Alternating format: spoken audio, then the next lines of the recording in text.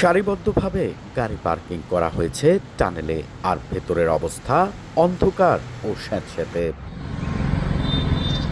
২০২৩ সালে বান্দরবান শহরের প্রবেশমুখে ৫০০ ফুট দীর্ঘ ও ২৮ মিটার টানেল নির্মাণ করা হয়। দুই পাহাড়ের মাঝে টানেল নির্মাণের কারণে পুরাতন বাস টার্মিনাল থেকে নতুন বাস টার্মিনালের দূরত্ব কমে প্রায় ২ কিলোমিটার। তবে সংস্কার ও রক্ষণাবেক্ষণের অভাবে বর্তমানে এর বেহাল দশা।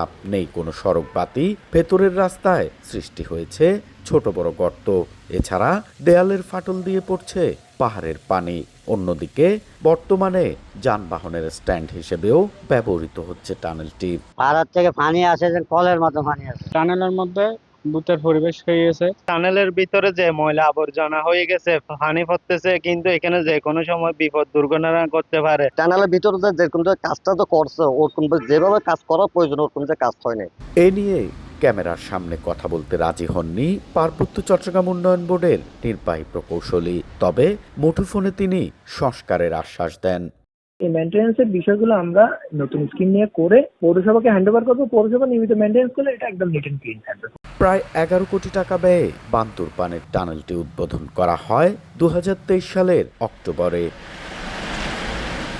এন এ জাকির, সময় সংবাদ, বান্দরবান।